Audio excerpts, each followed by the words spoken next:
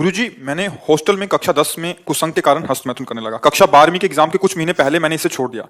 मैंने इसे इसलिए छोड़ा क्योंकि मुझसे महापाप हो गया। महाराज जी, मैं उस महापाप को बस आपको अकेले में बताना चाहता हूँ। इस महापाप के कारण मेरी मानसिक बुद्धि खराब हो देखो, जब आदमी फिसलता है तो उसको ये नहीं देखना होता कि अब क्या होगा। सब कुछ हो सकता है। जैसे सीढ़ी से फिसल गए, हाथ टूट सकता है, खोपड़ी फूट सकती है, कुछ भी हो सकता है। अब फिसल गए तो फिसल गए, तो अभी कम से कम संभलने का तुम्हें अवसर मिल गया। तो जो कुछ हुआ, जब फिसल गए तो जो कुछ भी हो सकता है। देखो, ये अगर सबसे बड़ा दुश्मन है संसार में, तो जो मन भोगों में जा रहा है सबसे बड़ा दुश्मन मन है। जैसे मानो काम है, अगर काम आपके अंदर अपना अधिकार कर लिया, फिर मतलब पशु में और आप में अंतर नहीं रहेगा। जैसे पशु ये नहीं देखता कि ये हमारे क्या रिलेशन में लगती है, नहीं हमारा क्या संबंध, वो नहीं देखता। वो ऐसे ही जब काम आ जाता है तो कोवा मदांधो मदना तुरुवा। बोले अंधों में अंधा, मतलब बड़ा अंधा कौन है? बोले जिसके अंदर काम ने व्याकुलता पैदा कर दी। अब वो कुछ भी कर सकता है, मतलब अब उसमें ये कर सकता है, ये कर सकता है, ये नहीं, वो कुछ भी कर सकता है। आप समाचारों में सुनते हैं, लोक में देखते हैं, वो संभल नहीं पाए, काम ने अधिकार कर लिया, सर्वनाश कर दिया। तो वो तो बात छोड़ो, जो हो गया उसको तुम भूल जाओ। एक बुरा स्वप्न मान करके, जब हम कह रहे हैं वैसे चलो। अगर वो तुम्हारी हालत बच्चा ऐसी, जैसे अब तुम्हारे चेहरे की तरफ देख रहे हैं, यही तो, इसी बात का तो हमारा दुख है कि हमारी नवीन पीढ़ी बहुत बुरी तरह बर्बाद हो रही। और डॉक्टर और सलाहकार ऐसे मिलते हैं कि वो प्रोत्साहन दे देते हैं कि फिसिटेशन क्या, फ्रस्ट्रेशन। हाँ, अब इसका अर्थ क्या होता है? तनाव तनाव तनाव। देखो इसका चेहरा कितने तनाव से युक्त है, और वो कह रहा है मैं ऐसी चेष्टा कर।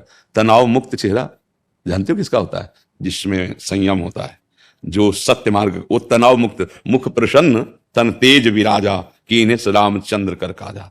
मुख प्रसन्न होता है क्योंकि भगवान भगवत कार्य में लगा है ना। गंदे आचरण वाला कभी किसी को देख लेगा, उसका चेहरा ही ऐसा। अब कितनी नव किशोर अवस्था, बिजली की तरह शरीर में स्फूर्ति, एकदम चमकता हुआ चेहरा। ब्रह्मचारी के चरण ऐसे पड़ते हैं जैसे आग में पड़ते हैं, क्योंकि ब्रह्मचारी होता है। अब ये अवस्था ब्रह्मचर्यहीन करने की है। और ये कह रहा पहले से हम कर रहे हैं, इसीलिए हम जब ये विषय आता तो कहते भैया सावधान हो जाओ, ना ये डॉक्टर जानते हैं और ना तुम्हारे सलाहकार जानते हैं, तुम खुद बताओ। अब जैसे बच्चा, खुद देखो तुम्हारी हालत क्या है। जो बच्चे गलत चेष्टाएं करते हैं वो खुद देखें उनकी हालत क्या है। सबसे बड़ी हानि कि स्मृति जाने लगती है, उनकी स्मृति में दम नहीं रहता। दूसरी, शरीर के जोड़ों से, क्योंकि वो एक बहुत बड़ी शक्ति है ना, तो अब वो कहीं एक जगह नहीं, जैसे कि भाई पित्त की थैली, ऐसे कोई ऐसा नहीं है, पूरे शरीर में आपके। वो जो ही ऐसी चेष्टा होती है ना, वो मंथन करता है। एक मनोवाह नाड़ी है, तो जैसे दूध से पूरा घी निकाल के मथानी अलग कर देती है ना, मंथन कर, ऐसे पूरे शरीर से वो पावर निकाल के बाहर कर देती है। एक मन अन्न अच्छा, स्वादिष्ट और बलशाली जब पचा लेते हैं हम, तब एक बार संतान उत्पन्न करने का वो शरीर में आता है, जिसे सप्तम धातु वीर्य कहते हैं। अभी बच्चे हैं, उनको तो पता है नहीं, उनको तो कुछ ऐसा लगा कि सुख है, बस किए जा रहे हैं और हालत ये हो रही। अच्छा, ये चर्चा ऐसी है कोई करता नहीं, माता पिता बैठ के बता नहीं सकते बच्चों को। अच्छा, संत महात्मा क्यों ऐसी गंदी बात पे बोले? वो तो भगवान की चर्चा करेंगे, कोई कर। अब हमारे पास भगवत कृपा से जैसे बच्चे आए सब नए नए, तो फिर लगा कि इस विषय पर इनको ज्ञान होना चाहिए, इसीलिए वो यूट्यूब में डलवाया कि नहीं, ये चीजें बातें थोड़ी की, मतलब गंदी बातें कौन करे। हम राधा राधा बोले कि गंदी बातों का विश्लेषण करें, उसकी व्याख्या करें। पर लगा मुझे जरूरी कि अगर समाज का मंगल होगा तो पहले संयम आना चाहिए। हमारी जो नई पीढ़ी बहुत बुरी तरह बर्बाद हो रही। अब क्या, जैसे इसके मन में बैठ गया कि मेरे से बड़ा पाप हो गया, मेरे से गलती हो गई, अब ये टेंशन बढ़ता चला जाए और निर्णायक बुद्धि फेल हो चुकी है, तो फिर यही होता है कि अब तो आगे लिखा है महाराज जी, कई बार आत्महत्या करने आ गई ना बात। देखो आ गई ना बात, हाँ आ गई ना बात। वही हम समझाते हैं, समझ में नहीं आ रहा, सबसे हाथ जोड़ते हैं। चाहे अच्छा, अब पुरुष शरीर से तो ऐसे बात कर ली, लेकिन बच्चे उससे कैसे बात करेंगे? लेकिन ये दोष बराबर दोनों में है, ऐसा नहीं कि पुरुष में ही दोष है। अब चिड़चिड़ा स्वभाव हो गया, अब ड्रग्स ले रहे हैं, गांजा पी रहे हैं, नशा कर रहे हैं, मतलब क्या हालत हमारे बच्चों की हो रही है। आप देखो ना, माता पिता से ऐसे बात करते हैं जैसे नौकर से बात करते हो, धिक्कार देते हैं ऐसे, मतलब ज्यादा करे तो मतलब माता पिता को भी भय प्रदान करने वाली चेष्टा कर सकते हैं। अच्छा, मैंने सुना है कि अंग्रेजी दवाओं के डॉक्टर होते हैं, वो भी इसको जो है हफ्ते 10 दिन के लिए लागू कर देते हैं। जो मतलब अंग्रेजी डॉक्टर भी कहते हैं कि इसको डॉक्टर भी करो, कहते कोई हैं, दिक्कत इसको करो कोई दिक्कत नहीं होती है। वो डॉक्टर मतलब एलोपैथिक में इसके लिए निषेध नहीं किया गया है भैया, वो चीज लोग प्रमोट करती है। अच्छा आप बताओ, ये बच्चा है, ये क्या बोल रहा है? अगर हमारी बात डॉक्टर की बात के विरुद्ध है तो इस बच्चे की बात सुनो, ये क्या कह रहा है। आप एकदम सत्य हैं। हाँ नहीं, हम नहीं, सत्य जैसे दो पक्ष हो तो फिर अब इसने किया है, अनुभवी है इस बात का। अब आप जो हम बोले कि अभी कुछ दिनों बाद अभी भावना बनने लगती कि शरीर लिखा है ना, तो ये बच्चे ने हालत कर ली ना, तो गलत है ना, गलत है ना।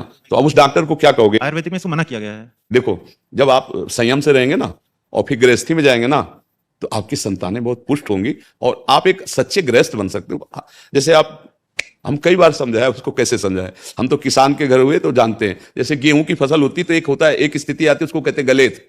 गलेत का मतलब होता है अभी बाली निकल रही है और उस समय गेहूं की फसल काट लो तो ना ठीक से भूसा होगा ना एक दाना मिलेगा, एक दाना नहीं मिलेगा, वो ये फसल है, काट दी। अच्छा, 1 महीना केवल रुक जाओ, पूरी बाली आ गई और दाना आ गया और पक गया। बोले कितना, बोले 80 मन। तो समझ रहे हो, आप 20-22 तक ब्रह्मचर्य रहो, फिर ब्याह करके गृहस्थी में जाओ तो इतना मजबूत हो चुके हो कि अब तुम्हें वो गिरा नहीं पाएगा, ये स्थिति नहीं आ पाएगी, मस्त रहोगे। तभी तो भाई गुरुकुलों में यही तो शिक्षा दे के गृहस्थ में भेजा, परिपक्व करके। अब देखो कैसे बताएं, अब तुम बहुत छोटे हो बच्चा और बहुत बुरी स्थिति अपनी कर ली। अच्छा, जैसे मान लो सलाहकार मित्र हैं, इन बच्चों के सलाहकार कौन, मित्र हैं, वो कहें हम लोग करते हैं। अच्छा, आप किसी बड़े से बात करें तो हिम्मत नहीं रह गई। अच्छा, संसारिक आदमी में उसको खुद ज्ञान नहीं है, मान लो जैसे माता पिता संसारे में रत हैं, उनको खुद ज्ञान नहीं कि मुझे क्या इस समय निर्णय करना चाहिए। ये तो भगवान की कृपा कहो कि संतों की वाणी आप तक पहुंच रही है, नहीं तो इस विषय पे नहीं बोला जाता। 4 पन्ने में लिख के लेके आया हूँ, वो किसी से सकते हो, तुम्हारी इतनी कमियां हो चुकी हैं शरीर में। अब अगर हमारी बात मानो, सत्य में पाप हो गया है। छोड़ दे तुम इस समय, देखो देख रहे हो ना इसकी बुद्धि क्या होता है। हम पगा ना, सबसे बड़ी कमी होती है कि उसको बचाओ, अपने बच्चों को बचाओ, अपनी समाज को बचाओ यार, बचाओ। कि अभी सब मेरे को पागल कहने लग गए हैं। अब हम वो शब्द नहीं उच्चारण कर रहे, लेकिन कह क्या रहे हैं, सबसे बड़ी जो कमी, बचाओ, बच्चों को बचाओ। अभी नादान बच्चे अपना नाश कर लिया, अभी क्या बनेंगे। ये भारत की सेवा करेंगे, ये माता पिता की सेवा करेंगे, अरे अपने शरीर की सेवा करने लायक नहीं रह जाएंगे। बस कैसे हम इस विषय पर क्या बोले।